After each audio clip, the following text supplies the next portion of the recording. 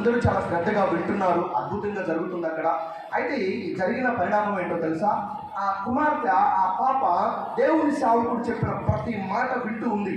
ప్రతి మనిషి పరిశుద్ధంగా బ్రతకాలి, ప్రతి మనిషి నీతిగా బ్రతకాలి, ప్రతి మనిషికి పాప క్షమాపణ ఉండాలి. ఆ క్షమాపణ కలిగి ఉన్నప్పుడే నీవు దేవుని బిడ్డగా ఆ రాజ్యానికి వారసుడు అవుతావు. కాబట్టి మారు మనసు, క్షమాపణ ఉండాలి. ఎందుకో తెలుసా? ప్రతి మనిషి కోసం రెండు ఎదురు చూస్తూ ఉంటాయి. ఒకటి పాతాళము, ఒకటి పరలోకము. పరలోకము కావాలంటే అది ఏమి లేదు, దేవుడు నీ ముందు కొన్ని ఉంచుతాడు. అది కావాలా వద్దా అనేది నీకే. అయితే పాతాళము అది ఎదురు చూస్తూ ఉంటుంది. ఆశలు, కోరిక, లోక సంబంధమైన అన్ని పెడుతూ ఉంటుంది. యేసుక్రీస్తు ప్రభు చాలా గొప్పవాడు. ఆయన ఎంత గొప్పవాడు అంటే ప్రజలందరినీ మార్చడం ఆయనకి పెద్ద గొప్ప కాదు. కానీ మనగా స్వతహాగా మార్పు చెందాలి, మనసు మార్చుకోవాలి, బ్రతుకులు మార్చుకోవాలని మన ముందు దీవెన ఉంచాడు, శాపాన్ని ఉంచాడు. ఏది కావాలో నువ్వే కోరుకో మిత్రమా, ప్రియ సహోదరి, ప్రియ కుమారుడా అన్నాడు. దీవెన కావాలా, శాపము కావాలా? దీవెన కావాలనుకుంటే నీకు నరకము, శాపము. దీవెన కావాలంటే పరలోకము, శాపం కావాలంటే నరకము. ఏది కావాలి నీకు? దీవెన అయితే నా మాట విను, శాపం అయితే నువ్వు ఆలోచన చేసుకో, రెడీగా ఉంది అని. ఈ విధంగా ప్రతి ఒక్కరికి ఆ సువార్త చెబుతున్నప్పుడు ఆ వ్యక్తి దీవెనగా నువ్వు కోరుకుంటే, దేవుని మేలు నువ్వు కోరుకుంటే, దేవుని వాక్యానుసారమైన జీవితం గడపాలంటే పరిశుద్ధంగా బ్రతకాలి అని వాక్యం చెబుతున్నప్పుడు ఈ మాటలు అన్నీ విని ఈ చిన్న కుమార్తె ఇంటికి వెళ్ళి వాళ్ళ తాతగారిని అడిగింది. తాతగారు, అద్భుతంగా దేవుని పరిచయం అక్కడ జరిగింది, మీటింగ్ చాలా అద్భుతంగా జరిగింది, చక్కని అద్భుతమైన సంగీతం, పాటలు అన్నీ విన్నాం. అయితే వాక్యం కూడా చాలా బాగుంది. అయితే దేవుని సేవకుడు చెప్పిన ఒక మాట నాకు అర్థం కాలేదు, దాని భావం ఏంటో నాకు చెబుతావా అన్నప్పుడు, చెప్పమ్మా ఏంటి, నీకేం కావాలి, ఏంటి నీ డౌట్ అన్నప్పుడు, మనుషులు పరిశుద్ధంగా బ్రతకలేరా? మనుషులు పరిశుద్ధంగా బ్రతకలేరా? జీవించినంత కాలం పరిశుద్ధంగా బ్రతకలేరమ్మా. అవునా? సరే, జీవితాంతం బ్రతకపోయినా నాకు ఒక ప్రశ్న, 1 సంవత్సరం అయినా మనిషి పరిశుద్ధంగా బ్రతకలేడా? వెంటనే ఆలోచన చేయకుండా బ్రతకలేడు పరిశుద్ధంగా. సరే, ఓకే, 1 నెల బ్రతకలేడు, అవునా? సరే తాతగారు, 1 రోజు, వెంటనే రిప్లై చేస్తున్నాడు, బ్రతకలేడు, అవునా? 1 రోజు కూడా బ్రతకలేరమ్మా పరిశుద్ధంగా. 1 గంట ఛాన్స్ లేదు, 1 గంట కూడా పరిశుద్ధంగా బ్రతకలేదు. సరే తాతగారు, చివరి ప్రశ్న నాది, ఇంకా నేను అడగను, నేను ఇబ్బంది పెట్టను, 1 నిమిషమైనా మనిషి పరిశుద్ధంగా బ్రతకగలరా అన్నప్పుడు చాలాసేపు ఆలోచన చేసి, 1 నిమిషమేగా, 30 సెకండ్సేగా, ఓకే ట్రై చేయొచ్చు అన్నాడు. బ్రతకడానికి పరిశుద్ధంగా ట్రై చేయొచ్చు అన్నప్పుడు ఈ చిన్న కుమార్తె అంటుంది, తాతగారు 1 నిమిషం నువ్వు దేవుని కొరకు పరిశుద్ధంగా బ్రతకమన్నావు కదా, నేను ఈ రోజు నుండి మినిట్ బై మినిట్, నిమిషం బై నిమిషం నా దేవుని కొరకు ప్రతిరోజు పరిశుద్ధంగా బ్రతుకుతూ ఉంటాను. చెప్పండి కూడా ఏసారి భయపరచండి. ఈ లోకంలో ఏది శాశ్వతం కాదు, ఈ లోకంలో ఉన్న బంధువులు శాశ్వతం కాదు, ఆఖరికి ఈ లోకంలో ఉన్న నాలాంటి కానీ ఇక్కడ కూర్చున్న దేవుని సేవకులు కూడా శాశ్వతం కాదు. ఏది శాశ్వతం అంటే, శాశ్వతమైన వాడు, సజీవమైన వాడు దేవుడు, దేవుని వాక్యము. వీటి మీద మన లక్ష్యం ఉంచాలి, వీటి మీద మన ధ్యాస ఉంచాలి. పరిశుద్ధంగా బ్రతకలేకపోతున్నామా? మన నోటి నుండి వచ్చే మాట కానీ, మన ఆలోచనలు కానీ, మన క్రియల ద్వారా ఎలాంటి ఇబ్బందికరమైన వాతావరణం మనం జీవిస్తున్నాం, వాటన్నిటిని మినిట్ బై మినిట్, నిమిషం బై నిమిషం మనం ఆలోచన చేయగలిగినట్లయితే, ఏ స్థానంలో ఉన్నా అక్కడ ఒక నిర్దిష్టమైన ప్రణాళిక నువ్వు ఆలోచన చేసుకోగలిగినట్లయితే, ఇప్పుడు నా నోటి నుండి ఏదో వ్యర్థమైన మాట వస్తుంది అనే ఆలోచన ఉన్నప్పుడు వెంటనే నువ్వు ప్రార్థన చేసుకోవడం, వెంటనే దేవుని వాక్యం ఏదో ఒకటి నువ్వు ప్రిపేర్ చేసుకోవడం. అయ్యా నేను పనిలో ఉంటాను కదా, నాకు ఎలా కుదురుతుందంటే, నువ్వు దేవుని సేవకుడు చెప్పిన మాట ఏదో ఒకటి హృదయంలో పెట్టుకుంటావు కదా, దాన్ని ధ్యానం చేసుకో, నెమరు వేసుకో. మీకు తెలుసా, ఒక దూడకి కానీ లేదా ఎద్దులకి కానీ బర్రెలకి కానీ మనం మేత వేసినప్పుడు ఆ నైట్ అంతా గంటకి వెళ్ళి మేత వేస్తాం, ఏం కదా, ఉదయం మధ్యాహ్నం సాయంత్రం మేత వేస్తాం. అదేం చేస్తాం, తిన్నాక నెమరేసుకుంటూ దేవుని వాక్యం అంటే మనకి ఆహారం లాంటిది, జీవాహారము దేవుని వాక్యము. ఎక్కడైతే, ఏ ప్రాంతంలో అయితే నువ్వు ఉన్నావో, ఏ ప్రదేశంలో అయితే నువ్వు ఉన్నావో, ఏ స్థలంలో అయితే నువ్వు ఉన్నావో, ఆ స్థలము అపవిత్రమైనా సరే నీ హృదయంలో దేవుని వాక్యం ఉన్నంత వరకు నువ్వు పరిశుద్ధుడివే, పరిశుద్ధంగా బ్రతకగలవు. ఈరోజు వాక్య ధ్యానాంశం లోక సువార్త. ఈరోజు వాక్య ధ్యానాంశం లోక సువార్త 11వ అధ్యాయము 32వ వచనాన్ని ఈరోజు వాక్య ధ్యానాంశంగా మనము చదువుకుందాం. బైబిల్ ఉన్న ప్రతి ఒక్కరు ఆ మాటలు అక్కడ ఉన్నాయో లేవో చూడండి. లోక సువార్త 11వ అధ్యాయము 32వ వచనం. నినివే మనుషులు చూడండి, జాగ్రత్తగా చూడండి ప్రియులారా, ప్రపంచము అంతమయ్యే దశకు రాబోతుంది. శాస్త్రవేత్తలు కూడా పరిగణిస్తున్నారు, ప్రపంచం అంతమైపోతుంది. ఎందుకో తెలుసా? ఒక పక్క కరోనా వైరస్ ఇంకా మెడిసిన్స్ రాలేదు. కరోనా వైరస్ తోటి చాలా మంది కుప్పలుగా చనిపోతుంటే, తల్లి ఎక్కడో చనిపోతుంది, బిడ్డ ఎక్కడో చనిపోతున్నాడు, భర్త ఎక్కడో చనిపోతున్నారు, తీసుకెళ్ళి కొండ లోయలో పడేస్తున్నారు. ఇలాంటి పరిస్థితుల్లో మనం ఉన్నప్పుడు, చుట్టూ భయంకరమైన పరిస్థితులు మనల్ని కమ్ముకున్నప్పుడు, మనము ఎలాంటి పరిస్థితుల్లో ఉన్నామో ఒకసారి ఆలోచించండి. ఈ మాటలు వింటున్న ప్రతి ఒక్కరు, ఈ వాక్య ధ్యానాంశము మీకోసమే, ఈ లేఖనాల్లో మీకోసమే. ఇది నా గురించే చెబుతున్నాడేమో అనుకోవాలి. ఇక్కడ కూర్చున్న ప్రతి ఒక్కరు, ఈ వాక్యము మా పక్కింటి దాని గురించేనండి, నీకు తెలుసు ఆ గురించి, అది కాదు అనుకోవాల్సింది. ఇది నా గురించే, దేవుని సేవకుడు నా గురించే మాట్లాడుతున్నాడు అనుకోవాలి. ఇలాంటి పరిస్థితులు ఎవరైతే దేవుని వాక్యానికి లోపడి మారు మనసు పాపక్షమాపణ ఒప్పుకుంటారో, ఇప్పుడు చదువుతున్న ప్రతి ఒక్కటి మీరు వాటిని జయించగలుగుతారు. చూడండి, నినివే మనుష్యులు విమర్శ కాలమున ఈ తరము వారితో కూడా నిలవబడి వారి మీద నేరస్థాపన చేయుదురు. నేరస్థాపన చేయుదురు. వారు యోనా అనే ఒక ప్రవక్త మాట విని మారు మనసు పొందిరి. ఇదిగో యోనా కంటే గొప్పవాడు ఇక్కడ ఉన్నాడు. ఇదిగో యోనా కంటే గొప్పవాడు ఇక్కడ ఉన్నాడు. నిన్ననే మనుషులు ఈ తరము, బైబిల్లో ఉంది, చదివారు, మీరు జాగ్రత్తగా వినాలి. నేను ఒక 40 నిమిషాలు వాక్యం చెబుతాను, అయితే మీ అందరికీ అర్థమవుతుందా లేదా, నేను ఎంతసేపు చెప్పానన్నది నాకు ముఖ్యం కాదు, కానీ నేను చెప్పే వాక్యము మీ అందరికీ అర్థమవుతుందా లేదా అన్నది నాకు ప్రాముఖ్యము. ఇక్కడ ఏముంది? నినివే మనుషులు తర్వాత విమర్శ కాలమున అనగా జడ్జిమెంట్. విమర్శ కాలము అనగా మనలను, మనం చేసే క్రియలు, మనం చేసే తప్పులు, వాటన్నిటిని కూడా లెక్కించడము, దాన్ని విమర్శ కాలమున. ఈ తరము అని ఉందా బైబిల్లో? ఉందా? ఎంతమంది చదువుకున్నారు ఆ మాట? ఈ తరము అనే మాట చదివారా? అనగా దానికి అర్థం ఏంటో తెలుసా? ఈ తరం అనగా కూర్చున్న మీరు, వాక్యం చెబుతున్నా నేను, వెనక కూర్చున్న పురుషులు, ప్రతి ఒక్కరు ఈ ప్రాంతంలో ఎవరైతే ఉన్నారో, ఈ తరము అనగా మనందరి మీద విమర్శ కాలము రోజున, జడ్జిమెంట్ రోజున ఎవరు మన మీద నేరస్థాపన చేస్తారంట? నినివే పట్టణపు ప్రజలు. నినివే పట్టణపు ప్రజలు ఈ తరము అనగా మన మీద వారు నేరస్థాపన చేస్తారు. మీకు కోర్టు వాతావరణం చాలా మంది తెలిసి ఉండొచ్చు. ఒకవైపు జడ్జి ఉంటాడు, ఒకవైపు నేరస్థాపన చేయడానికి ఆ ఖైదీలు లేదా వాళ్ళు నేరస్థాపన చేయబడినటువంటి వాళ్ళు ఉంటారు, ఒకవైపు లాయర్లు వాళ్ళందరూ ఉంటారు. ఇది కోర్టు వాతావరణం. అక్కడ తీర్పు జరుగుతూ ఉంటుంది. పరలోకంలో కనుక ఆయన న్యాయసింహాసనం మీద కూర్చుంటే, న్యాయసింహాసనం మీద కూర్చుంటే ఒకవైపము ఈ తరం అంటే ఎవరు?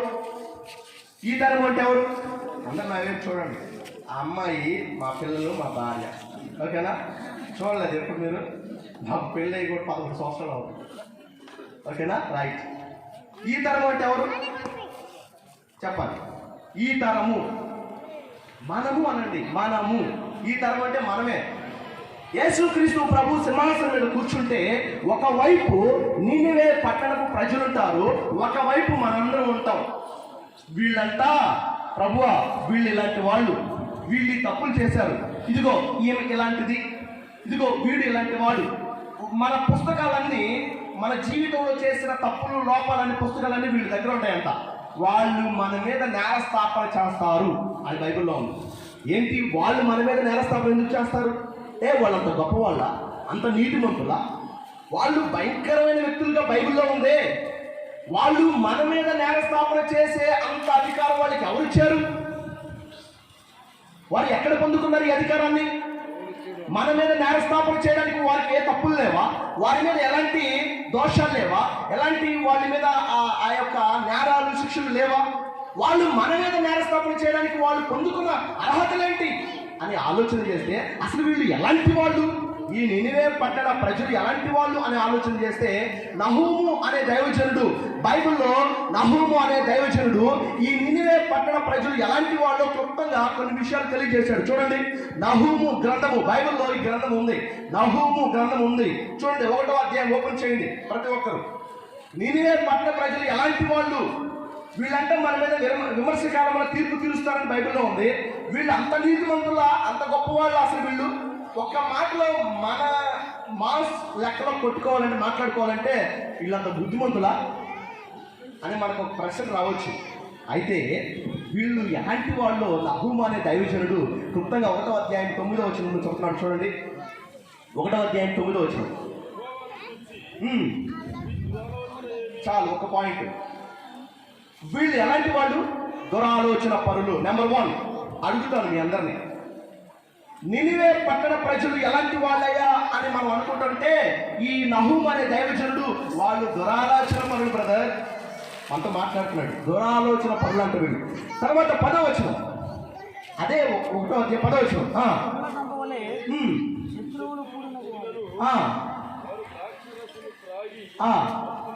నెంబర్ 2, వీళ్ళు ద్రాక్షారసము త్రాగి మత్తులై ఉంటారంట.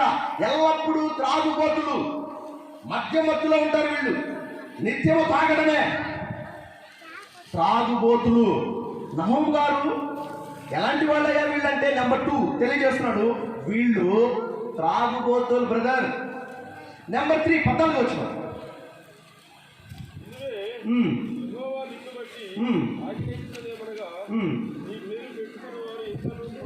14వ వచనం, నీ దేవతాలయంలో చెక్కబడిన విగ్రహమే గాని చాలు. 3వది, వీళ్ళంతా వాళ్ళ సొంత చేతులతోటి జ్ఞానాలతోటి తయారు చేసుకున్న విగ్రహాలను ఆరాధన చేస్తారు. అంటే వీళ్ళు విగ్రహారాధులు. నెంబర్ 3, ఎవరు వీళ్ళు? సార్ నహూము గారు వీళ్ళు ఎలాంటి వారండి? వీళ్ళ బ్రదర్ విగ్రహారాధులు. విగ్రహాలను వాళ్ళు సొంతగా తయారు చేసుకుంటారు చూడు, వాళ్ళని ఆరాధిస్తారండి. అవునా? 3. 4వది దాంట్లోనే ఉంది, అన్నిటినీ నాశనం చేతును. తర్వాత దాని కింద ఉంది, నీవు పనికి మాలిన వాడవు. నెంబర్ 4 అంటే వీళ్ళు పనికి మాలిన వ్యక్తులంట. విమర్శ కాలమున వీళ్ళు మన మీద నేరస్థాపన చేస్తారు అని బైబిల్లో ఉంది. వీళ్ళు అంత నీతిమంతులని ఆలోచన చేస్తే నహూము అనే దైవజనుడి దగ్గరకు వస్తే, నహూము గారు నినివే పట్టణ ప్రజలు ఎలాంటి వాళ్ళంటే వాళ్ళు దురాలోచన పరులు. నెంబర్ 2 త్రాగుబోతులు. నెంబర్ 3 విగ్రహారాధులు. నెంబర్ 4 పనికి మాలిన వారు. ఇలాంటి వాళ్ళంట మన మీద ఏం చేస్తారంట? నేరస్థాపన చేస్తారంట. ఎవరికి ఇచ్చారు ఇది అధికారం అని ఆలోచన చేస్తే యేసు ప్రభు మాట్లాడుతున్నాడు, ఎస్ వాళ్ళు పనికి వాళ్ళని వారే, దురాలోచన పనులే, మధ్యమత్తులో ఉండేవాళ్ళే, ఎందుకు పనికిరానటువంటి ఉండేవాళ్ళు వ్యభిచారులే. అయితే వాళ్ళు ఎవరి మాట విని మారారు? ఫస్ట్ మనం కీబోర్డ్ చదువుకున్నాంగా, లోకసువార్త 11వ అధ్యాయంలో, వాళ్ళు యోనా మాట విని మారు మనసు పొందుకున్నారు. వారు యోనా చెప్పిన మాట విని మారు మనసు పొందుకొని పాప క్షమాపణ పొందుకొని దేవుని పట్ల వారు విధేయత కలిగి ఉన్నారు. కాబట్టి అన్ని వదిలేశారు. కాబట్టి వారు విమర్శ కాలమున ఈ తరము మనందరి మీద తీర్పు తీరుస్తారని బైబిల్లో ఉంది. మీకు అర్థమైంది? ఇప్పుడు నినివే పట్టణ ప్రజలు భయంకరమైన వాళ్ళు, తిరుగుబోతులు, త్రాగుబోతులు, దురాలోచన పనులు, విగ్రహారాధులు. ఇలాంటి వారు మన మీద నేరస్థాపన చేస్తారంటే వాళ్ళు ఏ స్థాయి నుండి ఏ స్థాయికి ఎదిగారు అని మనం ఆలోచన చేస్తే, ఈరోజు నేను నినివే పట్టణ ప్రజల గురించి వాళ్ళలో కలిగిన పెను మార్పులు ఏంటి అని ఆలోచన చేస్తే కొన్ని విషయాలు మీకు తెలియజేస్తాను. నినివే పట్టణ ప్రజలు ఆ స్థాయికి రావడానికి వాళ్ళలో కలిగిన మార్పులు ఏంటి, లేదా నినివే పట్టణ ప్రజలు విమర్శ కాల దినమున ఎవరెవరి మీద, ఎలాంటి వారి మీద నేరస్థాపన చేస్తారు. ఇక్కడ కూర్చున్న ప్రతి ఒక్కరికి ఒక ప్రశ్న. ప్రతి ఒక్కరికి మరణిస్తారు, మనిషి ప్రతి ఒక్కరు మరణిస్తారు. అయితే ఆత్మ దేవుని దగ్గరకు వెళ్ళాలి. అయితే ప్రతి ఆత్మ దేవుని యందు నిలబడి విమర్శ కాలం ఒకటి ఉంటుంది. ఆ విమర్శ కాలమున ఎవరి మీద నినివే పట్టణ ప్రజలు విమర్శిస్తారు, వీళ్ళు ఎలాంటి వాళ్ళండి, వీళ్ళు ఎలాంటి వాళ్ళు అని ఎవరెవరిని విమర్శిస్తారు మనం ఆలోచన చేస్తే 3 విషయాలు నేను తెలియజేయాలనుకుంటున్నాను. దానికి ముందు మనం అందరూ కూడా యోనా గ్రంథము ఓపెన్ చేయండి ప్రతి ఒక్కరు. ఈరోజు నేను చెప్పాలనుకున్న సబ్జెక్ట్ ఏంటంటే, పోయిన వారం నేను ఏదో సబ్జెక్ట్ చెప్పాను, నాకైతే గుర్తులేదు. ఎవరైనా గుర్తున్న చేతులు ఎత్తారా? పోయిన వారం నేను ఏదో సబ్జెక్ట్ చెప్పాను. ఆ రోజు వాస్తవంగా పాస్టర్ గారు మావయ్య రాలేదు. మరి ఆయన చెప్పారు కదా, ఎందుకు ఇంటికాడ మైక్ ఇది ఉంటాడు, అదే అప్పుడే వచ్చి ఉంటాడు. మరి ఆయన అంతగా విన్నప్పుడు వచ్చిన వాళ్ళు ఇద్దరన్నా ఉంటారుగా. Right, very good. సంతోషించాలి. ఎందుకు సంతోషించాలి అని వాళ్ళు ఎలా సంతోషించారు, ఎప్పుడు ఎక్కడ ఎలా సంతోషించారంటే 3 పాయింట్లు అది చెప్పాను. నెంబర్ 1 రైట్ చెప్పారు. సొలొమోను రాజు అయినప్పుడు, ఎవరు అదోన్యా రాజు కాకుండా సొలొమోను రాజు అయినప్పుడు ప్రజలు సంతోషించారు, మంచిదే. Number 2 అతల్యాను చంపబడినప్పుడు, right. 3వది ఆయన మరణాన్ని జయించి తిరిగి లేచాడు కాబట్టి ప్రజలందరూ రైట్ గుర్తుపెట్టుకున్నారు. ఇది కూడా గుర్తుపెట్టుకోవాలి. ఈరోజు నేను చెప్పాలనుకున్న అంశం పేరంటే, నినివే పట్టణ ప్రజలు విమర్శా కాలమున ఎవరెవరి మీద తీర్పు తీరుస్తారు. అర్థమైందా? ఎవరెవరి మీద తీర్పు తీరుస్తారు అని ఆలోచన చేస్తే వారి జీవితాలకు కలిగిన కొన్ని పెను మార్పులు ఏంటి మనం కొన్నిటిని అధ్యయనం చేద్దాం. యోనా గ్రంథం 3వ అధ్యాయము మనం అందరం కూడా ఓపెన్ చేస్తే, దేవుని పిలుపుకు లోబడినటువంటి ఒక ప్రవక్త, దేవుని సేవకుడు, దేవుని యొక్క మాటకు కట్టుబడిన ఒక వ్యక్తి, దేవుని పిలుపు వినబడింది. యోనా, నినివే పట్టణము నా దృష్టికి భయంకరమైన ఘోరంగా ఉంది. అక్కడ ప్రజలు భయంకరమైన పరిస్థితుల్లో ఉన్నారు, ఇష్టానుసారంగా జీవిస్తున్నారు, వారి చేతులతో చేసుకున్న విగ్రహాలను ఆరాధన చేస్తున్నారు, ప్రాతిబోతులుగా ఉన్నారు, తిరుగుబోతులుగా ఉన్నారు, జోదగాలుగా ఉన్నారు, మధ్యమత్తులు, అన్ని విధాలుగా ఏ విధంగా చెడిపోవాలో ఒక మనిషి ఆ విధంగా చెడిపోతున్నాడు. అయితే నీ వెళ్ళి వారికి దుర్గతి రాబోతుంది అని చెప్పాయా వెళ్ళాగానే ఇప్పుడు యోనా గారు ఆలోచన చేస్తున్నాడు. ఎందుకో తెలుసా?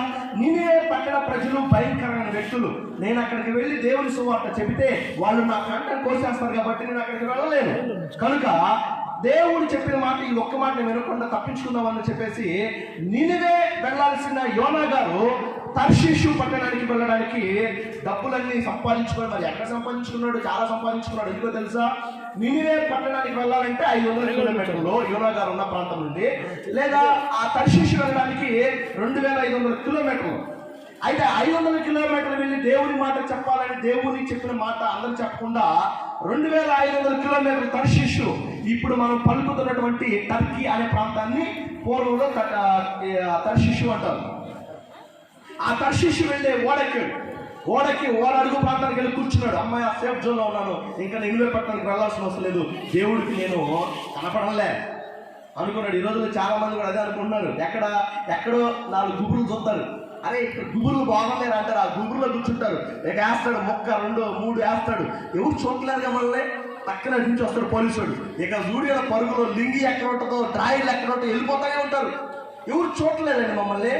4 చుట్లు గుబురులో మేము ఆడుకున్నాం, ఎవరు చూడలేంటారు. పోలీసులు ఎక్కడ చూశారు అంటే, ఎక్కడో గుబురులో ఆడుతున్న ప్యాకెట్ని పోలీసు వాళ్ళే చూస్తే, ఈ సృష్టిని సృష్టించిన దేవుడు ప్రతి ఒక్కరిని చూస్తున్నాడని నువ్వు గమనిస్తున్నావా? తెలుస్తుందా? ఆయనకు ఒక పేరు తెలుసా బైబిల్లో? ఆయన చూచుచున్న దేవుడు. ఆయన చూచే దేవుడు. నువ్వు అనుకుంటావేమో చాటుగా ఏదైతే చేసుకొని నన్ను ఎవరు చూడలేదు అనుకుంటావేమో. నువ్వు మాట్లాడే ప్రతి మాట ఆయన చూస్తూ ఉంటాడు, నువ్వు చేసే ప్రతి పని ఆయన చూస్తూ ఉంటాడు, నువ్వు నడిచే ప్రతి నడక, ప్రతి క్రియలు, ప్రతి చేష్టలు ఆయన కనబడుతూనే ఉంటే చూస్తూనే ఉంటాడు.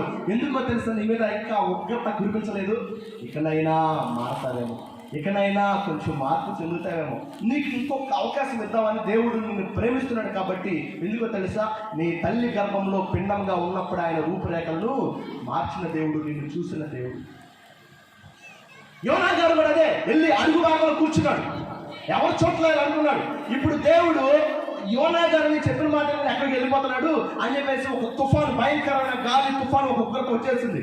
ఆ పడవలో ఉన్న వాళ్ళందరూ కూడా చాలా ఇబ్బంది పడుతున్నారు, ఆందోళన, కలవరం. అయ్యో ఏంటి, ఎప్పుడు లేదు ఈ వాతావరణం, ఇంత భయంకరంగా ఉంది, తుఫాన్ ఏంటి అని ఆలోచన చేస్తున్నప్పుడు అసలు ఈ ఉగ్రత ఎవరిని బట్టి వచ్చింది మనలో అని ఆలోచన చేస్తున్నప్పుడు చీట్లు వేసుకున్నారు. చూడగానే యోనా గారి పేరు వచ్చింది. ఎక్కడ యోనా అని చూడగానే ఓడ అడుగు భాగంలో నిద్రపోతూ ఉంటాడు. బాబు యోనా నిద్రపోతూ అని పిలిచి పైకి లేపుతాడు. ఏంటి బాబు ఈ తుఫాను, ఈ యొక్క గందరగోళం ఎవరిని బట్టి అంటే, నన్ను బట్టేనయ్యా. అవునా, అసలు ఎవరివయ్యా నువ్వు, ఎక్కడి నుంచి వస్తున్నావు, ఏంటి నీ పరిస్థితి అంటే, ఏమి లేదు, నేను జీవము గల దేవుని సన్నిధి నుండి పారిపోయి వస్తున్నాను కదా. అక్కడ అందరూ గందరగోళం, ఆ ఆందోళనలో ఉన్నారు, కలవరంలో ఉన్నారు. అవునా, దేవుని సన్నిధిలో నువ్వు పారిపోయి వస్తున్నావా? ఆదివారం చాలా మంది ప్రార్థనకు రెండమ్మంటే ఈ వారం వెళ్తే ఏది గ్రూపులు కట్టుకోవచ్చు అండి, 250 వస్తాయి. ఈ వారం పనికి వెళ్తే ఒక 400 వస్తాయండి. లేదంటే మీ తలకాయ నొప్పిగా ఉందని ఈ వారం వెళ్ళలేదు పాస్టర్ గారు, వచ్చే వారం వస్తాను. ఈ ఆలోచన చాలా మంది ఉన్నారు.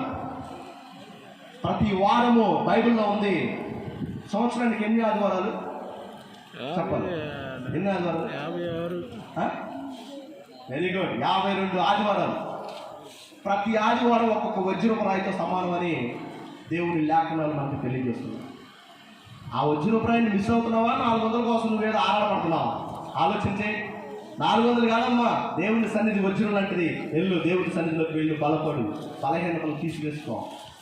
జీవం గల దేవుని సన్నిధి నుండి పారిపోయి వస్తున్నాను సార్. ఇప్పుడు మేమేం చేయాలి? మేమందరం బతకాలి.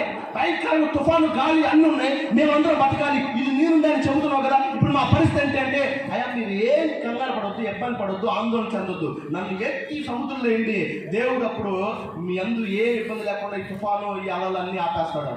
అవునా, సరే ఈ వ్యక్తి నిజం చెబుతున్నాడు పాపం అని వాడు జాలిపడి వాళ్ళు తెచ్చుకున్న ఆహారము, ధాన్యాలు, బియ్యం ఏదైతే ఉన్నాయో అవన్నీ సామాన్ అవన్నీ కూడా ఒక్కొక్కటి సముద్రంలో వేస్తున్నారు. అప్పుడైనా ఆ ఓడ తేలిక అవుతుందని. అయినా దేవుని ఉగ్రత, గాలి, తుఫాను ఆగలేదు. బాబు మీరు ఎన్ని చేసినా ఈ ఉగ్రత ఆగదు బాబు, నన్ను తీసి ఎత్తేయండి సముద్రంలో. ఇంకా వాళ్ళు చేసేదేం లేక యోనాని ఆ సముద్రంలో నుండి ఆ ఎత్తైపోతుంటే దేవుడు ఆల్రెడీ ఒక వ్యక్తికి చెప్పాడు. ఎవరికి? చేపకు. నా దేవుని సేవకుడు సముద్రంలో వస్తున్నాడు, వేస్తారు, అతను కొన్ని బుద్ధులు నేర్పాలి, నేను నువ్వు జాగ్రత్తగా వెళ్ళి పట్టుకో, కొన్ని రోజులు దాబెట్టుకో నీలో అనగానే ఇప్పుడు వాళ్ళు ఆ సముద్రంలో నుండి ఇటైపోతుంటే అటుపాపం, ఇటైపోతుంటే అటుపాపం, ఆ చేప తిమ్మిలో తిరుగుతుంది, ఎట్టగలకు మింగేస్తుంది. యోనా చేప కడుపులో ఎన్ని రోజులు ఉన్నాడు? 3 రోజులు ఉన్నాడు. యోనా అంటే చేప కడుపులో 3 రోజుల నుండి ప్రార్థన చేశాడంట, ఉపవాస ప్రసంగాలు కూడా చేశాడంట. ఇప్పుడు ప్రభువా నన్ను క్షమించు, నువ్వు చెప్పిన మాట వినలేదు, నా అపరాధాలు క్షమించు అయ్యా, నేను చేసిన తప్పుకు నా మీద కనికరం ఉంచాయా, నన్ను ఆస్వాదించినప్పుడు ఇప్పుడు చేప ఆ 3వ రోజు ఒక డ్రై ల్యాండ్ ఏదైతే ఆడిన నేల ఉంటుందో తీసుకొచ్చి యోనా గారిని అక్కడ కట్టినప్పుడు యోనా గారు ఆ చేప ఆ నోట్లోంచి బయటకు వచ్చినప్పుడు ఒక గ్రహాంతవాసిగా, ఒక భయంకర వ్యక్తిగా అందరూ ఆశ్చర్యపోతున్నారు. ఎవరెందుకు లోపల పదార్థాలన్నీ, చేప కడుపులో ఉన్న పదార్థాలన్నీ యోనా గారికి అంటుకుపోతాయి కదా. యోనా గారు చూడటానికి గ్రహాంతవాసిలాగా ఉన్నాడు. వెంటనే ఆ వాష్ చేసుకొని ఫ్రెష్ అయ్యి ఇప్పుడు 2వ మారు దేవుని వాక్కు యోనా గారికి వినపడుతుంది. యోనా ఇప్పుడైనా వెళ్ళు, నినివే పట్టణానికి వెళ్ళి నా మాట తెలియజేయి.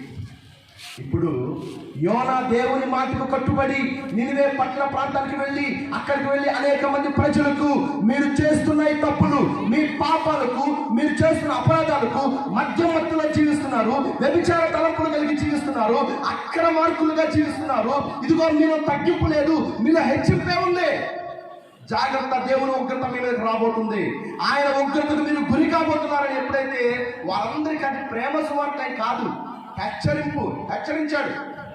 ఇప్పుడు వారందరూ కూడా మార్పు చెంది వారందరూ కూడా ఆ మనసులు మార్చుకొని, బ్రతుకులు మార్చుకొని, యోనా ఎప్పుడైతే ఆ హెచ్చరిక చెప్పారో, ప్రార్థన చేసి ఉపవాసాలు ఉండి ప్రభువా మమ్మల్ని క్షమించుకున్నప్పుడు దేవుడు ఆ ఉగ్రతను వెనక్కి తీసుకొని, ఆయన కోపించేవాడు వెనక్కి తీసుకొని ఆయన ఆ ఉగ్రతను వారి మీద కురిపించకుండా వారి మీద ప్రేమను ఉంచి వారందరూ మనసు మార్చుకోవడానికి గొప్ప అవకాశం కల్పించాడు.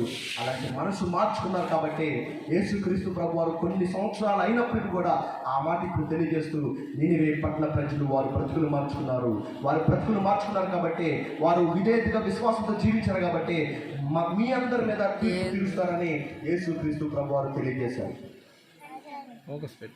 విన్నారు కదా. ఇప్పుడు నీనివే పట్టణ ప్రజలు ఎవరి మీద నేరస్థాపన చేస్తారని ప్రశ్నిస్తున్నాం కదా. ఇప్పుడు 3వ అధ్యాయం తీయండి, యోనా గ్రంథం 3వ అధ్యాయం. అందరు కూడా యోనా గ్రంథం 3వ అధ్యాయం తీయండి, 5వ వచనం. నినివే పట్టణ ప్రజలు ఎవరెవరి మీద నేరస్థాపన చేస్తారు లేదా చాలు. నినివే పట్టణ ప్రజలు నేరస్థాపన చేసే స్థాయికి ఎలా ఎదిగారంటే, నెంబర్ 1, ఇప్పుడు మీరు సబ్జెక్ట్లోకి వస్తున్నారు. మొట్టమొదటిగా వారు దేవుని యందు విశ్వాసం ఉంచిరి. ఎవరి మీద విశ్వాసించారంట? ఇప్పుడు ఈ ప్రశ్న, నినివే పట్టణ ప్రజలు ఎవరెవరి మీద నేరస్థాపన చేస్తారు అంటే, ఎవరికైతే దేవుని మీద విశ్వాసం ఉండదో వారి మీద నినివే పట్టణ ప్రజలు విమర్శకాల దినమున నేరస్థాపన చేస్తారు. ఇప్పుడు ప్రశ్నించుకో, నీకు విశ్వాసం ఉందా, విశ్వాసం లేదా? నినివే పట్టణ ప్రజలు దేవుని యందు విశ్వాసం ఉంచారు. ఒక ఉగ్రత వారి మీద రాబోతుందని భయంకరంగా జీవిస్తున్న వారు, హెచ్చింపుతో జీవిస్తున్న వారు, ఇతరులను గౌరవించే తత్వం వారికి లేదు, ఇతరులను ప్రేమించే తత్వం వారికి లేదు, భయంకరంగా జీవిస్తున్న వారు దేవుని యందు విశ్వాసం ఉంచారు. యోనా మాట విని దేవుని యందు విశ్వాసం ఉంచారు. నీ విశ్వాసం, నా విశ్వాసం ఎలా ఉంది? ఏ పరిణామంలో మన విశ్వాసం ఉంది? మనం దేవుని మీద విశ్వాసం ఉంచుతున్నామా లేదా? ఈ రోజుల్లో మనుషులు ఎవరెవరి మీద విశ్వాసం ఉంచుతున్నారు? తాము సంపాదించుకున్న ఆస్తుల మీద, బిల్డింగ్ల మీద. ఒక బిల్డింగ్ కట్టినాక దానికి ఏదైనా అవుతుందేమో రోజు చూస్తూ ఉంటాడు. నువ్వు కట్టిన బిల్డింగే ఏదో అవుతుందని అంత భయపడుతున్నావే, దేవుడు చేసిన నీ బిల్డింగ్ కూలిపోతుంది. ఆయన బాధ కదా. ఆయన దృష్టిలో నువ్వు ఒక బిల్డింగ్. బాహ్య ప్రపంచంలో మనం కట్టుకున్న ఈ యొక్క బిల్డింగ్ కూలిపోతుంటేనో, లేకపోతే చెట్టులు లేస్తుంటేనో, లేకపోతే సిమెంట్ పోతేనో, లేకపోతే గుట్టలు పోతేనో ఏదేదో మనం బాధపడుతున్నామే, ఆయన చేసుకున్న బిల్డింగ్ నువ్వు. మరి నువ్వు చెడిపోతుంటే, అంధకారంలో జీవిస్తుంటే, పాపంలో జీవిస్తుంటే, ఇష్టానుసారంగా జీవిస్తుంటే ఆయనకు మాత్రము నీకు బాధ ఉండదు. ఆయనకి లోకానుసారంగా నీకే ఇంత బాధ ఉంటే ఇంకా సృష్టించిన దేవుడికి ఇంకెంత బాధ ఉండాలి? ఒకసారి ఆలోచించి. దేవుని యందు విశ్వాసం ఉందా? నినివే పట్టణ ప్రజలు భయంకరంగా జీవిస్తున్నప్పటికీ కూడా వారు దేవుని యందు విశ్వాసం ఉంచారు కాబట్టి విమర్శ కాల దినంలో వారు మనందరి ముందు నిలబడి తీర్పు తీర్చి ఒక స్థాయికి ఎదుగుతారు. ఒక యవనస్తుడు వెళ్తూ ఉన్నాడు, పెద్ద లోయ వచ్చింది. ఆ లోయలో కాలు జారి కింద పడిపోతాడు. ఒక ఎండిపోయిన ఒక చెట్టు కొమ్మను పట్టుకుంటాడు. పట్టుకోగానే ప్రార్థన చేయడం ప్రారంభించాడు. ప్రభువా, నన్ను రక్షించు, ఇదిగో ఈ లోయలో పడిపోతానేమో, నేను చనిపోతానేమని అనగానే అప్పుడు దేవుడు ప్రత్యక్షమై, బ్రదర్, నీకు నేను హెల్ప్ చేస్తాను, నమ్ముతున్నావా? అవునాయా, నమ్ముతున్నాను. అవునా, సరే, నీవు పట్టుకున్న ఈ కొమ్మను వదిలేసాయి, నేను నీ కింద నా చెయ్యి ఉంచాను, నువ్వు పడిపోకుండా పట్టుకుంటాను, వదిలేయనగానే ఆ వ్యక్తి, నేనైతే కొమ్మను వదలండి, నువ్వు నన్ను కాపాడు, నేనైతే కొమ్మను వదలను. నీ విశ్వాసం, నా విశ్వాసం కూడా అంతే. దేవుని మాట వినాలని ఉంటుంది, లోక సంబంధంలో కలిసిపోవాలని ఉంటుంది. అరే, ఈ రోజు నుండి బీడీలు తాకూడదు అనుకుంటాడు. నాలుగు పీకేస్తుందిరా, కొన్ని రోజుల తర్వాత నాలుగు పీకేస్తుందిరా. నాలుగు పీకేస్తే నాలుగు అడిగేదాకా బైబిల్ చదువు. మనం చెప్పాను, నాలుగుతో ఒక అతను బ్లైండ్, గుడ్డివాడు, చేతులు పనిచేయని వాడు, అన్ని అంగాలే పనిచేయని వాడు, ఒక ప్లాస్టింగ్లో అన్ని కోల్పోతే బైబిల్ చదవాలని ఆలోచన వస్తే 4 తోటి బైబిల్ ఎన్నిసార్లు చదివాడు? 4 సార్లు బైబిల్ చదివాడు. మళ్ళీ నీలో అన్ని అవయవాలు బాగానే ఉన్నాయి, కళ్ళు బాగున్నాయి, చేతులు బాగున్నాయి, అన్ని అవయవాలు బాగున్నాయి. నీవు దేవుని యందు విశ్వాసం ఉంచుతున్నావా? ప్రార్థనకి వెళ్తున్నావు, బాగానే ఉంది, వాక్యం వింటున్నావు, బాగానే ఉంది. తర్వాత నీ క్రియలేంటి? తర్వాత నీ ప్రవర్తన ఏంటి? నువ్వు ఏ విధంగా మార్పు చెందుతున్నావు? లేదా మార్పు చెందిన వాళ్ళు చాలా మంది ఈ లోకంలో జీవిస్తున్నారు. అసలు యేసుక్రీస్తు ప్రభు అందు మనం ఎందుకు విశ్వాసం ఉంచాలంటే, నినివే పట్టణ ప్రజలు విమర్శ కాలమున నీవు ఎలాంటి వాడో నీ పుస్తకం మొత్తం వాళ్ళకి ఆడుతుంది కాబట్టి, ఆ పుస్తకాన్ని విప్పుతారు కాబట్టి నీ పుస్తకం మంచిగా ఉండాలని నువ్వు దేవుని యందు విశ్వాసం ఉంచాలి. నువ్వు దేవుని యందు విశ్వాసం ఉంచితే నీ పుస్తకం బాగానే ఉంటుంది బ్రదర్. లేదా గజిబిజిగా ఉండి నినివే పట్టణ ప్రజలు విమర్శకాలం రోజు నీ తీర్పులో నువ్వు బలహీనం అయిపోతావు, నరకానికి వెళ్ళిపోతావు, ఇబ్బంది పడతావు, నీ ఆత్మ గందరగోళం అయిపోయి నరకాగ్నిలో కాలిపోతూ, అక్కడ నరకంలో అగ్ని ఆరదు, గురువు కూడా చావదు ఆ అగ్నిలో. బాబు, తండ్రి, నన్ను కాపాడంటాడు, ఎవరు కాపాడరు. ఆ నరకంలో ఎవరు ఉండరు. ఆలోచన చేయి. ఈ లోకంలో కొన్ని రోజులను జీవించున్నావు, కొన్ని రోజులను ఉండేది. దేవుని యందు విశ్వాసం ఉంచు. అయ్యా ప్రార్థన చేయి. అబ్రహాము లాంటి విశ్వాసం నాకు దయచేయి, దానియేలు లాంటి విశ్వాసం నాకు దయచేయి, అయ్యా యేసోపు లాంటి విశ్వాసం నాకు దయచేయి. మీకు తెలుసా ఫతీఫర్ భార్య ఎన్ని రోజులు యేసోపుని ఇబ్బంది పెట్టింది?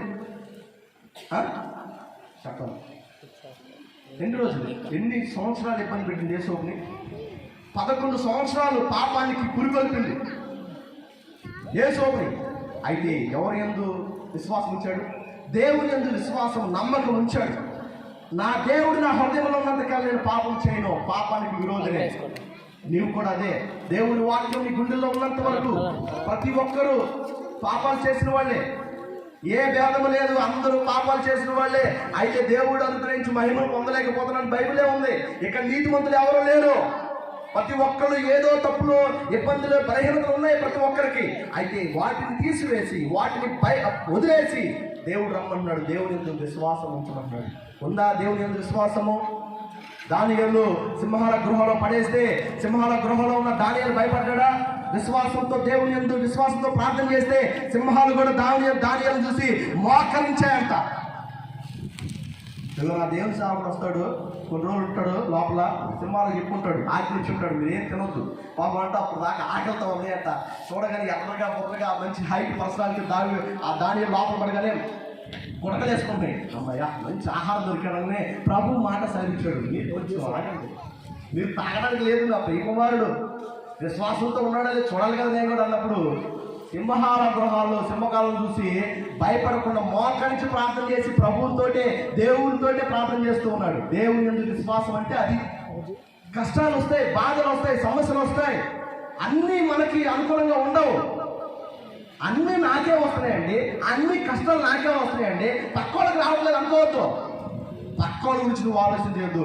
నీ కష్టం గురించి నువ్వు ప్రార్థన చేయి, పక్కోళ్ళు మంచిగా ఉండాలని ప్రార్థన చేయి. దేవుని యందు విశ్వాసం అంటే అది.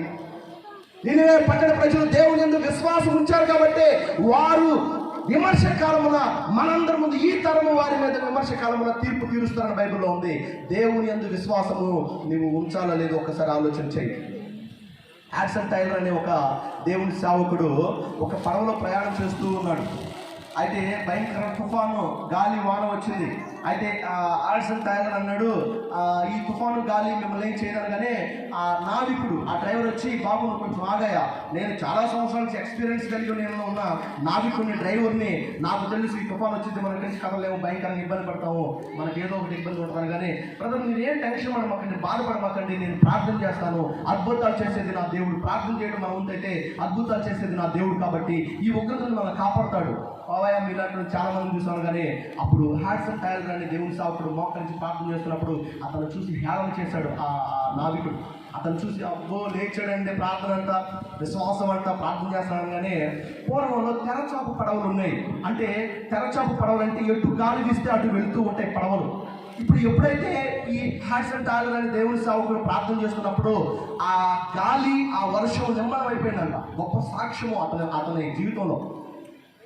ఎప్పుడైతే ఆ వర్షము, గాలి నిమ్మడం అవటం ఈ నావికుడు డ్రైవర్ చూస్తాడో వెంటనే, అయ్యా ఎంత గొప్ప దేవుడు నీ దేవుడు, నువ్వు చేసే ప్రార్థన దేవుడు ఆలకించాడు, దేవుడు ఉన్నాడండి, అలాంటి దేవుని యందు నమ్మకం ఉంచడానికి నేను కూడా సిద్ధపడుతున్నానని చెప్పేసి ఆ రోజు నుంచి ఆ వృత్తులు చేసి, ఆ జాబులు చేసి అక్కడి నుంచి బైబిల్ పెట్టుకుని దేవుని సువార్త చెప్పడానికి బయలుదేరుతున్నాడు నావికుడు.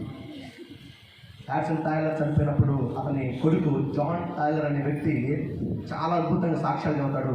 నా తండ్రి విశ్వాసాన్ని బట్టి కొన్ని లక్షల మంది మారు మనసు పొందారు. విశ్వాసాన్ని బట్టి అంటే అతను చెప్పే సువార్తని మీకు ఎంతమంది మారు మనసు పొందారో తెలియదు, కానీ అతను చూపిన విశ్వాసాన్ని బట్టి చాలా మంది మనసు మార్చుకున్నారు. నా తండ్రి సూర్యోదయం చూడక ముందే, నా తండ్రి సూర్యోదయం చూడకముందే ప్రజలు సూర్యోదయం చూసేవాళ్ళు కాదంట. అంటే అంతగా ముందే లేచి ప్రార్థన చేసుకుంటేవాడంట యాడ్సన్ టైలర్. అంత గొప్ప దేవుని సేవకుడు. దేవుని నుండి విశ్వాసం ఇచ్చాడు. నీ విశ్వాసం, నా విశ్వాసం మన ప్రభు అయిన యేసుక్రీస్తునందు నిలిచి ఉండాలి. ఆయన విశ్వాసానికి కర్త ఆయన. ఆయన సమాధానకర్త. పౌలు అంటాడు, విశ్వాసం లేకుండా దేవుని క్రియలో మనం అందరం కూడా పాల్గొస్తున్నాం కావమ్మా. ఇక్కడ చాలా మంది అనుకుని ఉండొచ్చు, అయ్యా నేను ఆదివారం ప్రార్థనకి వెళ్ళాను, చక్కగా తలస్నానం చేసి ఆ శారీ కట్టుకొని దేవుని యందు విశ్వాసంతో కూర్చున్నాను, కానీ పాస్టర్ గారు ఏం చెప్పారు నాకైతే తెలియదండి. ఒక ఆమె అడిగారు ఇంటికి వెళ్ళాక, అమ్మ ప్రార్థనకి వెళ్ళి బాగానే ఉంది, ఏం చెప్పారమ్మా ఈరోజు ప్రార్థనకి? మా పాస్టర్ గారు కొరిందల గురించి చెప్పారంటుందట. అవునా? ఆ రొయ్యలు అంత బాగుంటాయా? ఆ రొయ్యలు పాస్టర్ గారు తెస్తే మనకు కూడా తేవచ్చు కదమ్మా. పాస్టర్ గారు చెప్పింది కొరింథీయులు కాదు, కొరింథీయులకు రాసిన పత్రిక అనే సబ్జెక్టు ఆ దేవుని లేఖనాలు చెప్పాడు మీ అందరికీ. ఎందుకంటే మనం వెళ్ళి నిద్రపోతున్నాగా, వినాలి దేవుని వాక్యం, అప్పుడే నీ విశ్వాసంలో బలపడతాం. నీ విశ్వాసం ఏ పరిణామంలో ఉందో ఆలోచన చేయి. దేవుని యందు ఎవరైతే విశ్వాసం ఉంచుతారో, దేవుని యందు ఎవరైతే నమ్మకం ఉంచుతారో, విమర్శ కాలంలో వారు తప్పించబడతారు. ప్రియ దేవుని బిడ్డలారా, ఇక్కడ ఎవరైతే ఉన్నారో, ప్రియ తమ్ముడు, ప్రియ చెల్లి, అందరికీ ఇదే మాట నేను తెలియజేస్తున్నాను. ఈ రోజు నుండి మీరు ఒక ఆలోచనలో రండి. మీరు విశ్వాసం లేకుండా, యేసుక్రీస్తు ప్రభువునందు నమ్మకం ఉంచకుండా ఇష్టానుసారంగా తిరుగుతున్న ప్రతి ఒక్కరికి ఒక విమర్శ కాలంలో తీర్పు ఉంటుంది. ఆ తీర్పులో నువ్వు ఇటువైపా అటువైపా ఆలోచన చేయి. ఇటువైపు అయితే నీ ఆత్మని ఇంకెవరో రక్షించలేరు, అటువైపు అయితే ప్రభు పక్కన నువ్వు ఉంటావు హ్యాపీగా, సంతోషంగా. ఇది నీకు ఇస్తున్న గొప్ప అవకాశం. ఎందుకు సింహసుందర గ్రామంలో అలా అక్కడికి వచ్చిన కారణం ఇంకా ఇక్కడికి రాలేదు? ఇంత భయంకరంగా మీటింగ్లు పెట్టి ఇంత వాక్యాలు చెబుతుంటే డిస్టెన్స్ లేక కూర్చొని మాస్క్ లేక కూర్చుంటే మీ అందరికి ఎందుకు కరోనా రాలేదు? ఆలోచన చేయండి. అసలు ఈ ప్రశ్న ఉందా మీకు? ఎందుకో తెలుసా? నీకు ఒక అవకాశం, ఇంకొక అవకాశం. మనసు మార్చుకుంటావేమోనని, బ్రతుకు మార్చుకుంటావేమోనో, నీ క్రియలు మార్చుకొని మారు మనసు పొందుకొని దేవుని రాజ్యానికి పోతావేమోనని ఆలోచన చేయండి. ఈరోజు ఒక తీర్మానానికి రండి. విమర్శ కాలంలో నేను ఉండడానికి నాకు అయ్యా వద్దయ్యా, నినివే పట్టణ ప్రజలు నా క్రియల గురించి చెప్పడం కాదు, నేను చేసిన విశ్వాసం గురించి చెప్పే విధంగా వారి ముందు నేను ధైర్యంగా గర్వంగా నిలబడాలయ్యా. తప్పు చేసే వ్యక్తి నిలబడగలదా? పెద్దల ముందు నిలబడగలదా? తప్పు చేసే వ్యక్తి నిలబడలేడు. తప్పు చేయని వాడే నిలబడతాడు. మనం కూడా అంతే, దేవుని యందు విశ్వాసం ఉంచాలని మీ అందరికీ నేను తెలియజేస్తున్నాను. మనం ఒక ప్రశ్న, విమర్శక నినివే పట్టణ ప్రజలు ఎవరి మీద నేరస్థాపన చేస్తారు అంటే, దేవుని యందు ఎవరైతే విశ్వాసం ఉంచరో వారి మీద తీర్పు తీరుస్తారు, నేరస్థాపన చేస్తారు. నెంబర్ 2, యోనా గ్రంథం 3వ అధ్యాయం 6వ వచనం. ఆ సంగతి నినివే రాజులకు వినబడినప్పుడు అతడు తన సింహాసనం మీద నుండి దిగి తన రాజవస్త్రమును తీసివేసి దోనె పట్ట కట్టుకొని బూడిదలో కూర్చుండెను. చాలమ్మా, బూడిదలో కూర్చుండెను. యోనా మాట వినగానే, యోనా ప్రకటన వినగానే రాజులు సైతము, మంత్రులు సైతము తమ రాజవస్త్రాలు విప్పివేసి బూడిద పూసుకోవడం అంటే అర్థం ఏంటి తెలుసా? మన పొయ్యిలో ఉన్న బూడిద పూసుకొని మనం కూర్చోవడం కాదు. ఈ రోజున చాలా మంది తెలియక, చాలా మంది యక్షర, కిన్నెర, గాన, గంధర్వ, బాబాలు అనేవాళ్ళు చాలా మంది వచ్చి బూడిదలు పూసుకొని మేము చెప్పిందే వేదం అంటున్నారు. వాళ్ళకి తెలియక బూడిదలు పూసుకోవడం అంటే అది కాదు. బూడిదలు పూసుకోవడం అంటే తగ్గింపు జీవితం కలిగి ఉండడం. రాజు సైతము తమ రాజ్య వస్త్రాలు విప్పేసి గోనె పట్టలు కట్టుకొని బూడిద పూసుకోవడం అంటే వారు తగ్గింపు జీవితాన్ని కలిగి ఉన్నారని అర్థము. నెంబర్ 2, నినివే పట్టణ ప్రజలు ఎవరి మీద నేరస్థాపన చేస్తారు అంటే, ఎవరైతే తగ్గింపు జీవితం కలిగి ఉండరో వారి మీద నేరస్థాపన చేస్తారో. ఈ ప్రశ్న మీకు అర్థమైందా? నినివే పట్టణ ప్రజలు ఎవరి మీద నేరస్థాపన చేస్తారు అంటే, అన్న ఎవరైతే తగ్గింపు జీవితం కలిగి ఉండరో వారి మీద నేరస్థాపన చేస్తారో. ఎలాగో తెలుసా? వీళ్ళు ఇలాంటి వాళ్ళండి, ఎప్పుడు హెచ్చించుకోవడమే. కారణం ఏంటి తెలుసా? బిల్డింగ్ మీద బిల్డింగ్ కట్టాడండి, 2 బిల్డింగ్లు ఉంటాయంట అయ్యగారికి. ఇక నా బిల్డింగ్ చూడు, నన్ను చూడు, హెచ్చింపు. ఎన్ని ఎకరాలు ఉన్నాయమ్మా ఈ నెల, ఈ సంవత్సరం 10 ఎకరాలు వేద్దాం అనుకుంటున్నానండి. అవునా? హెచ్చింపు. నాకేం దిగులు, నాకు టెన్షన్ లేదు. ఎందుకో తెలుసా? 10 ఎకరాలు మా అయ్యగారు సంపాదించి వెళ్ళిపోయాడు. మా అయ్య ఆఖరికి ఇంకో 10 ఎకరాలు చేస్తాను బాబు. 10 ఎకరాలు, 20 ఎకరాలు, 4 బిల్డింగ్లు పనిలోకి రచన తీసుకెళ్ళదు. విమర్శ కాలంలో నేను ఉంచోబెడుతుంది అక్కడ. తగ్గింపు జీవితంలో ఉన్నావా, హెచ్చింపు జీవితంలో ఉన్నావా? ఆలోచన చేయి. అందాన్ని చూసి ఈ రోజుల్లో చాలా మంది గర్వపడుతూ ఉంటారు. తమకున్న ఆస్తులను చూసి చాలా మంది గర్వపడుతూ ఉంటారు. తమకున్న బంధువు బలగాలను చూసి చాలా మంది గర్వపడుతూ ఉంటారు. ఈ రోజు ఇంకోటి కొత్తగా వచ్చింది, ఎమ్మెల్యే గారికి కొంచెం భుజమే చేస్తే మనోడికి ఆపలేకపోతున్నారు చాలా మంది. ఇది ఒక తరమైన హెచ్చింపు. అది కాదు హెచ్చింపు. దేవుడు నీవే చేసేసాడా లేదో చూసుకో. దేవుడు నాకు ఎట్టాస్తాడండి? దేవుడు నీవే చేసాడంటే నువ్వు మనసు మార్చుకొని బాప్తిసం పొందుకొని పాపక్షమాపణ పొందుకున్నప్పుడు ఆటోమేటిక్గా దేవుడు చేయి నీ మీద ఎల్లప్పుడూ, అప్పుడప్పుడు కాదు ఎల్లప్పుడూ ఉంటుంది. ఇది గర్వం. మారు మనసు పొందుకున్నప్పుడు ఆ గర్వం ఉంటో చూడు, అది ఓకే, సంతోషం. ఎందుకో తెలుసా, నీ గుండె నిండా దేవుని వాక్యం ఉంది, నీకు ఏమైపోయినా ఇబ్బంది లేదు, ఆ గర్వం. అంతేకాని బిల్డింగ్లు బట్టో, బంధు బలగాలను బట్టో, రాజకీయ నాయకుల అండదండలను బట్టో, లేదా అందాన్ని బట్టో, లేదా నీ రంగులు బట్టే గర్వపడమాకమ్మా. అది హెచ్చింపు జీవితము. ఆ హెచ్చింపు జీవితం నీలో ఉన్నప్పుడు విమర్శకాలమున నువ్వు నీవే పట్టణ ప్రజలకు ఆ ఛాన్స్ ఇచ్చినట్టే. అప్పుడు ఎవరైనా చేయలేరు. తీసేయి, ఆ హెచ్చింపు జీవితం తీసేయి. యోనా వెళ్ళి, బాబు మీ మీద ఉగ్రత రాకపోతుంది, మీరు హెచ్చింపు జీవితంలో ఉన్నారు. ఎందుకో తెలుసా, నినివే పట్టణ ప్రజలు ఎంత భయంకరం, ఎంత దుర్మార్గులు అంటే వారంతా గర్భిణీ స్త్రీలు ఎక్కడెక్కున్నారు, యారండ్రా ఏ ఇంట్లో గర్భిణీ స్త్రీలు ఉన్నారని చూడగానే గర్భిణీ స్త్రీలు అందరూ పిలిచి వారి పట్టలు కోసి ఆ బిడ్డలు పైకి తీసి పైకి ఎగరేసి కత్తులు తీసుకొని ఇట్ట పొడిచి సంతోషపడుతూ అంత పైచాచికత్వం కలిగిన భయంకరమైన రాజులుగా ఉండేవాళ్ళు. పురుషులందరినీ రోడ్డు మీద పండేసి వాళ్ళు తొక్కుకుంటూ గుర్రాలు ఎక్కేవాళ్ళంట రాజులు.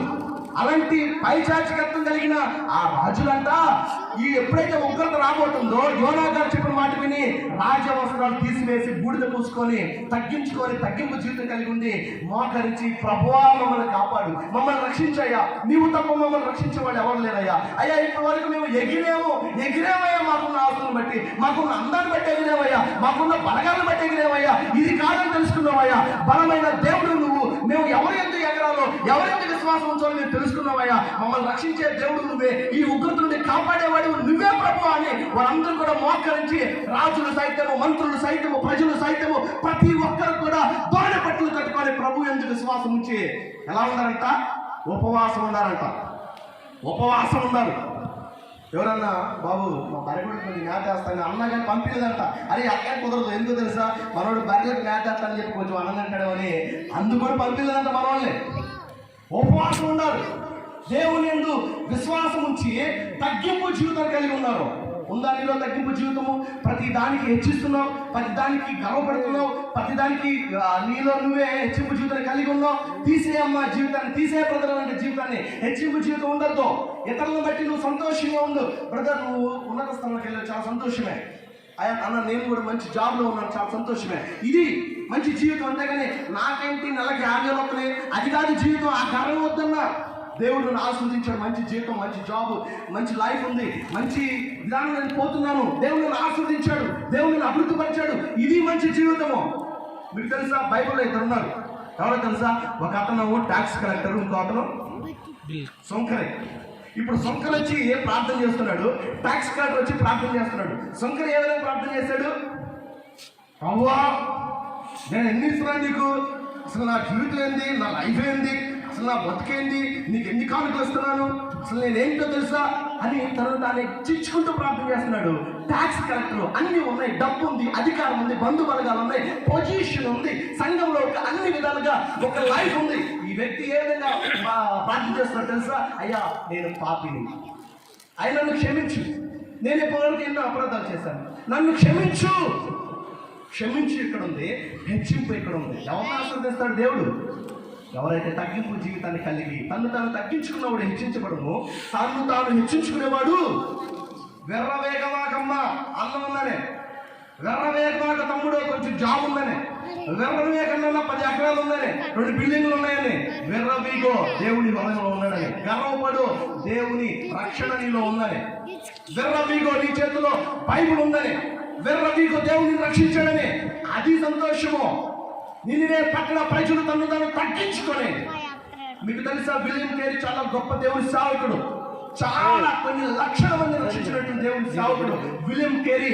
అతను ఉన్నత స్థానాలకు వెళ్తే తన స్నేహితుడు పిలిచి, జాగ్రత్త విలియం కేరీ, నువ్వు చాలా ఉన్నత స్థానాలకు వెళ్ళావని గర్వపడుతున్నావేమో, నీవు ఒక షూ తయారు చేసిన వ్యక్తివి,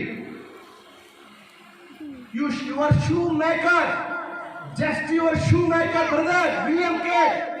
నువ్వు షూ తయారు చేసే వ్యక్తివి, గర్వపడమాకు, పాత జీవితాన్ని మర్చిపోమాకనగానే విలియం కేరీ అంటాడు, sir brother my dear friend, నువ్వెందుకు నన్ను అంతగా హెచ్చిస్తున్నావు?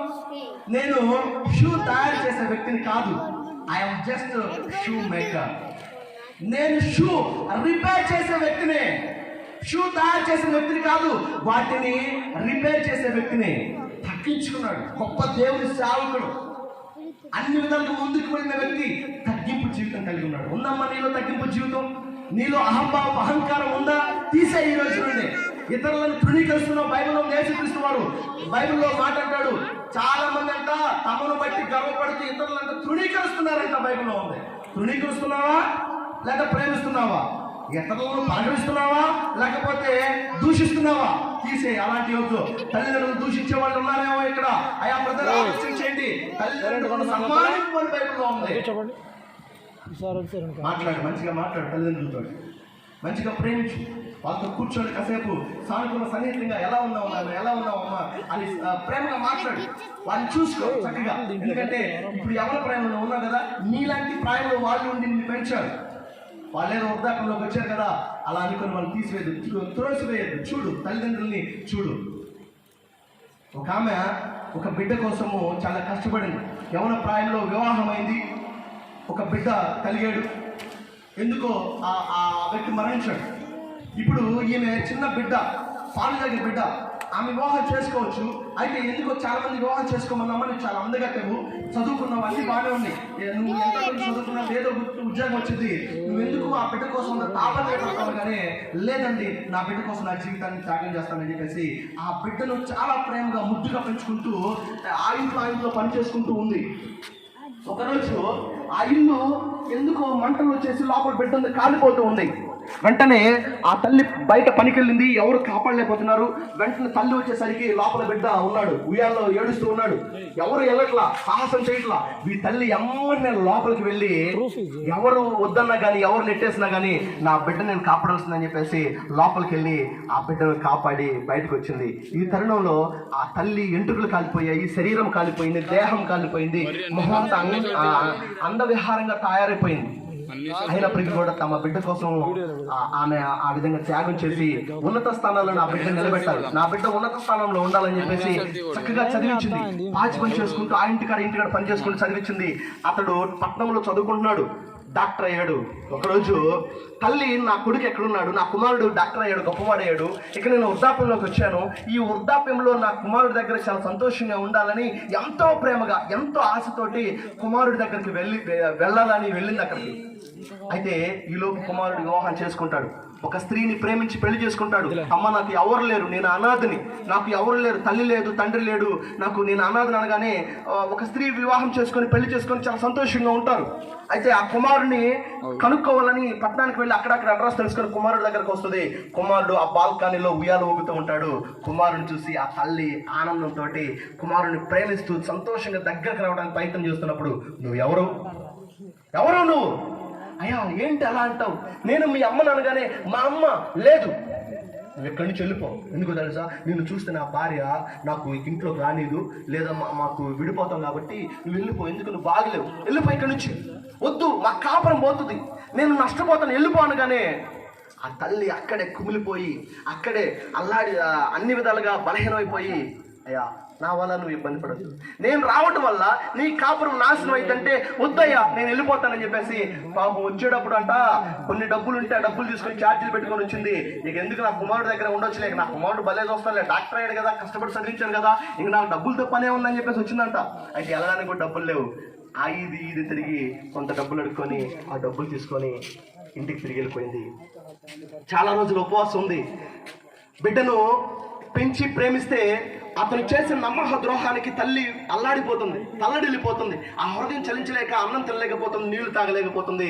ఒకరోజు ఒక లెటర్ రాసి ఆ ఉత్తరము తన స్నేహితుడికి ఇచ్చి, బాబు నేను చనిపోయినాక ఈ లెటరు నా కుమారుడికి చేర్చు అని ఆ తల్లి అన్న ఆహారాలు మా నీళ్లు అన్ని మాని మంచులో పడుకొని అట్టే చనిపోయింది. తల్లి చనిపోయిందన్న వార్త ఆ లెటర్ అందింది. ఆ లెటర్ తీశాడు, చదవడం ప్రారంభించాడు.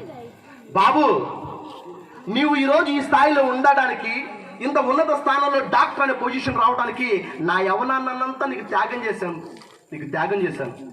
నీకు విషయం తెలుసా, నువ్వు ఈ స్థాయికి ఎందుకులే, నా సుఖం నేను చూసుకునేదాన్ని అయితే, నా సంతోషం నేను చూసుకునేదాన్ని అయితే, నా అందం ఇప్పుడు నువ్వు చూసి అసహించుకున్నావు కదా, ఏ అందం చూసి నీ భార్య వెళ్ళిపోతుంది అన్నావో ఆ అందం కాలిపోయిందని నీ వల్లయ్యా.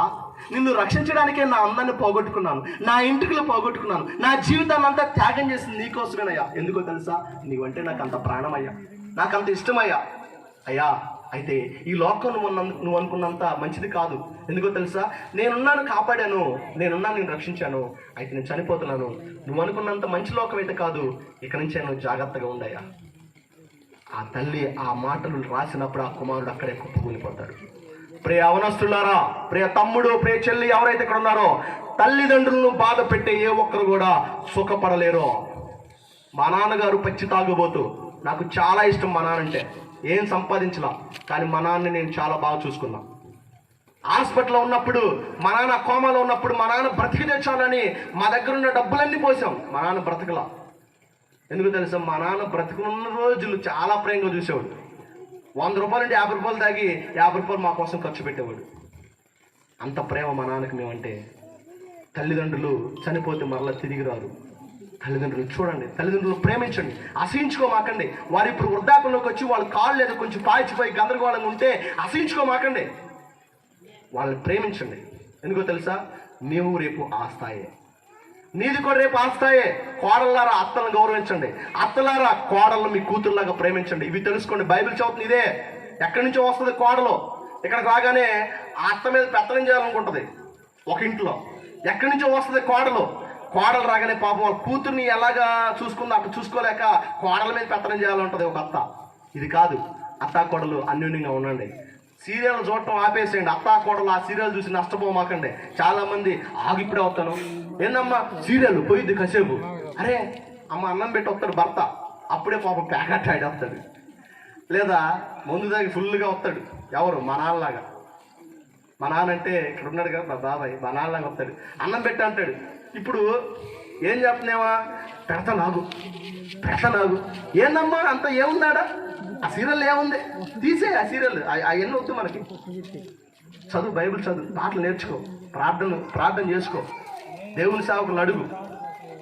ఎలాంటివి అడగాలి తెలుసా, వేరే సంఘాలకి వేరే మీటింగ్లు పెట్టినప్పుడు ప్రార్థనకి వెళ్ళొద్దని ఎక్కడ చూపించిన పాస్టర్ గారు, అలాంటివి అడగండి, తప్పే ఉంది. క్వశ్చన్స్ అడగండి. అయ్యా అబ్రహాం గారి గురించి, అబ్రహాం జీవితం ఏంటయ్యా, పాస్టర్ గారు ఖాళీగా ఉంటారు, ఎందుకో తెలుసా, వాళ్ళకి ఉద్యోగాలు ఏం లేవు, మీ మీద ఆధారపడి ఉన్నారు, మీరు పోషిస్తారని ఖాళీగా కూర్చుంటే వెళ్ళండి 10 మంది. ఏదో సమయంలో పాస్టర్ గారు మొన్న వాక్యం చెప్పారు బాగుంది, దాని మర్మాలు ఏంటి, దాని ఆలోచన ఏంటి అడగండి, చదువుతారు, కమ్మగా చక్కగా చదువుతారు. ఎవరిస్తారు? ఎందుకో తెలుసా, ఖాళీ వాళ్ళకి మీతోనే పని, మీ ఆత్మతోనే పని వాళ్ళకి. అయిగాని అది అర్థమైన వాటిని చూసి వాటి వల్ల మీరు నష్టపోయి కోడల మీద ఉరుసు అని, అత్త మీద ఉరుసు అని, అత్తాని ఎవరని తెలుస్తాను, కోళ్ళ నువ్వు చూసుకున్నావు. ఈ కాదు. ప్రేమించండి, తగ్గింపు జీవితాన్ని కలిగి ఉండండి. దేవుడు బైబిల్ సెలవిస్తుంది, నీవు తగ్గించుకుంటావు. ఎప్పుడైతే తగ్గింపు జీవితాన్ని కలిగి ఉంటావో, దేవుని ఆ విమర్శ కాలమున, నినివే పట్టణ ప్రజల విమర్శ కాలమున నువ్వు తప్పించబడతావో. అర్థమైందా? ఎవరు విమర్శ కాలమున ఎవరి మీద నినివే పట్టణ ప్రజలు విమర్శిస్తారు? ఎవరైతే తగ్గింపు జీవితాన్ని కలిగి ఉంటారో వారు విమర్శ కాలమున దినం నినివే పట్టణ ప్రజల విమర్శకునికి వారు తప్పించబడతారు. నీలో తగ్గింపు ఉందా, తగ్గింపు లేదా, ఆలోచన చేయి.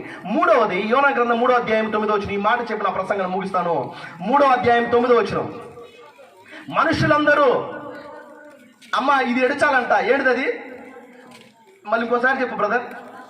మనుషులందరూ, ఇక్కడ కూర్చున్న వాళ్ళందరూ మనుషులేగా, మనం అందరూ ఏం చేయాలంట, దుర్మార్గాలను విడచాలంట. ఇప్పుడు ఈ ప్రశ్న, ఎవరైతే దుర్మార్గాలను విడిచిపెడతారో వారి మీద నినివే పట్టణ ప్రజల విమర్శ ఉండదు. విమర్శ ఎవరి మీద ఉంటుందంటే, ఎవరైతే దుర్మార్గంగా జీవిస్తారో వారి మీద నినివే పట్టణ ప్రజల విమర్శ ఉంటుంది. ఇప్పుడు అర్థమైంది మీకు ఈ ప్రశ్న? దుర్మార్గంగా జీవిస్తున్నారా చాలా మంది? మనుషులందరూ తమ దుర్మార్గములు విడిచి తాము చేయు బలాత్కారములను మానివేయాలంట. బలాత్కారాలను మానేయండి. విడిచిపెట్టవలసిన వాటిని విడిచిపెట్టాలి, ఆనుకోవలసిన వాటిని ఆనుకోవాలి. 3వది ఏంటో తెలుసా, దుర్మార్గములను, బలాత్కారములను లేదా విడిచిపెట్టవలసిన వాటిని విడిచిపెట్టి ఆనుకోవలసిన వాటిని ఆనుకోవాలి. ఇప్పుడు నినివే పట్టిన ప్రజలు ఎవరి మీద నేరస్థాపన చేస్తారు బ్రదర్ అని మనం ఆలోచన ప్రశ్నించుకుంటే, నెంబర్ 3, విడిచిపెట్టవలసిన వాటిని విడిచిపెట్టకుండా ఆనుకుంటారో వారి మీద అంట నేరస్థాపన ఉంటుందంట. అయితే ఎవరి మీద ఉండదంటే, ఎవరైతే విడిచిపెట్టి ఆనుకునే వాటిని ఆనుకుంటారో, అనగా దేవునిని ఎవరైతే ఆనుకుంటారో, దేవుని వాక్యాన్ని ఎవరైతే ఆనుకొని జీవిస్తారో, ప్రేమిస్తూ జీవిస్తారో వారి మీద విమర్శ ఉండదు. చాలా మంది మద్యాన్ని వదలలేకపోతున్నారు, ఎన్నిసార్లు చెప్పినా వదలలేకపోతున్నారు.